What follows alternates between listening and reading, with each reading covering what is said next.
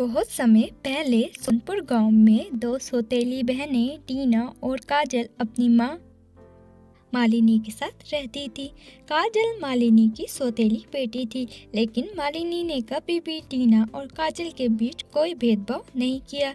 घर की आर्थिक हालत ठीक न होने की वजह से काजल कॉलेज की पढ़ाई के साथ साथ कपड़े सिलाई का काम किया करती थी और दूसरी ओर उसकी सौतेली बहन टीना के बहाने अपनी सहेलियों के साथ यहाँ वहाँ घूमा करती थी। उसका पढ़ाई में बिल्कुल भी मन नहीं लगता था। फिर कुछ दिनों बाद दोनों का रिजल्ट आया, जहाँ एक और काजल बहुत ही अच्छे नंबरों से पास हुई थी, वहीं फेल हो गई थी। ये देखकर मालिनी को बहुत गुस्सा आया और वो बोली, टीना, देख अपनी बड़ी बहन को कितने अच्छे नंबरों से पास हुई है। पढ़ाई करने के साथ साथ वो लोगों के कपड़े भी सिलती है, फिर भी कितने अच्छे नंबरों से पास हुई है। और एक तू है जो दिन भर बस अपने दोस्तों के साथ घूमती रहती है। ये सब झूठ है माँ, मैं भी पढ़ाई करती हूँ। अच्छी नहीं आई तो इसमें मेरी क्या गलती है। देख टीना, तुम मुझसे तो झूठ मत बोल। मैं तुझे अच्छे से जानती हूँ। आज के बाद मैं तुझे पॉकेट मनी नहीं दूंगी, समझी। अब से तू भी काजल की तरह काम करेगी, तभी तू पैसे की कीमत जानेगी। इतना बोलकर मालिनी वहाँ से गुस्से में चली गई। मैं उस काजल की बच्ची को नहीं छोड़ूंगी, उसने मेरा जीना हराम कर दिया। जब देखो मौसी के गुण गाती रहती है। मुझे उसकी वजह से माँ से बहुत कुछ सुनना पड़ता है। मैं काजल को नहीं छोड़ूंगी।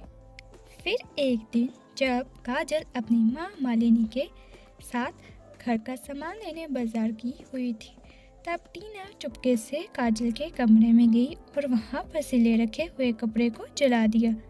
थोड़ी देर में जब काजल और मालिनी बाजार से घर लौटी तो उसने देखा कमरे में आग लगी हुई थी।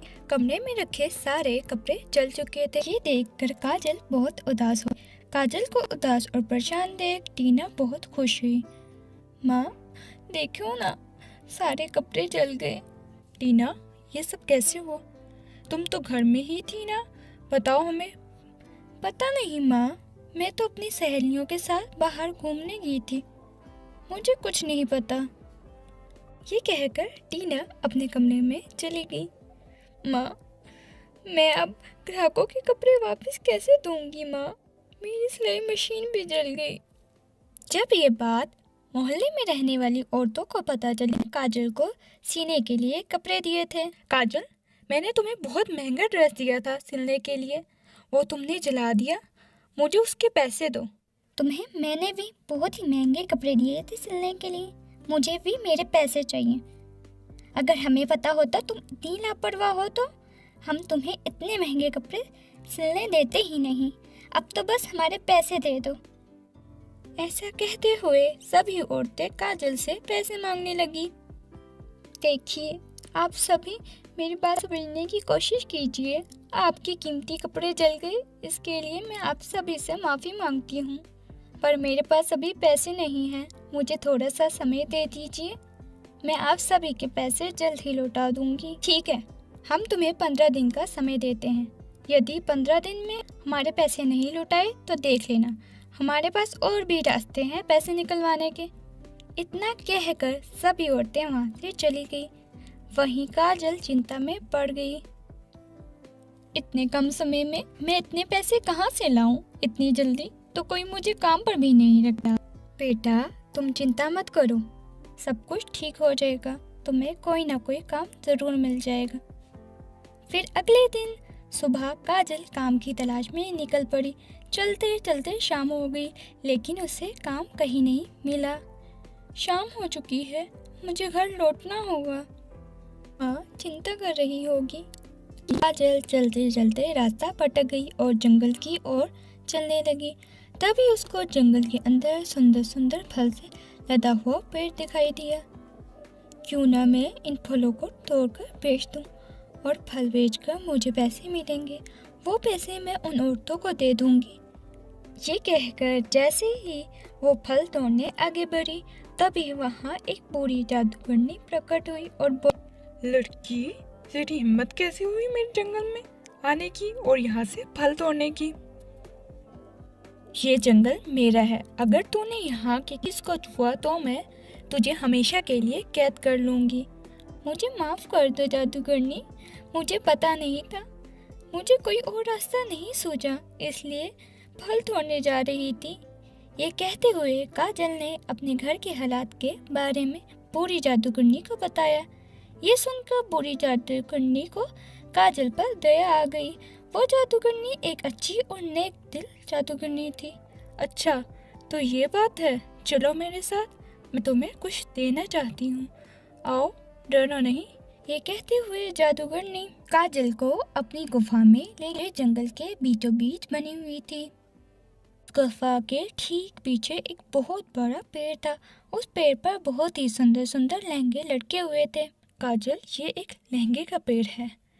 ये पेड़ मैं तुम्हें देती हूँ। इस पेड़ की मदद से तुम बहुत ही जल्दी अमीर बन जाओगी। चलो, इस पेड़ को मैं तुम्हारे घर पर लगा देती हूँ। पलक झपकते ही जादूगरनी अपने जादू से कुछ ही मिनटों में जादुई लहंगे के पेड़ को काजल के घर के पीछे वाले बागीचे में लगा देती है। ये देखकर काजल बहुत खुश हुई और जादूगरनी का धन्यवाद कहते हुए बोली, आपका बहुत बहुत धन्यवाद जादूगरनी जी। आप सच में बहुत ही दयालु और अच्छी जादूगरनी हो। जादूगरनी काजल से विदा लेकर अपनी गुफा लौट गई। फिर अगले दिन से काजल ने लहंगे के पेड़ से लहंगे लेकर बेचना शुरू कर दिए। लहंगे इतने सुंदर थे कि कोई भी उसे खरीदे बिना रह नहीं पा रहा था।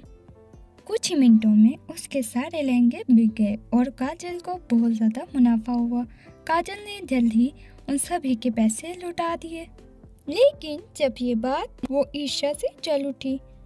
चलो कोई बात नहीं, मैं उस पेड़ को भी जलाकर राख कर दूंगी, फिर देखती हूँ काजल की बच्ची को क्या करेगी। रात के समय सबके सो जाने के बाद जैसे ही टीना उस पेड़ को जलाने के लिए आगे बढ़ी, तभी उस पेड़ में से आग के गोले निकलने लगे। ये देखकर टीना काफी डर गई।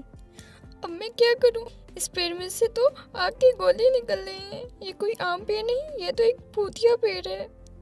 मुझे कोई तो बचाए, प्लीज मेरी मदद करो काजल, प्लीज मेरी मदद करो।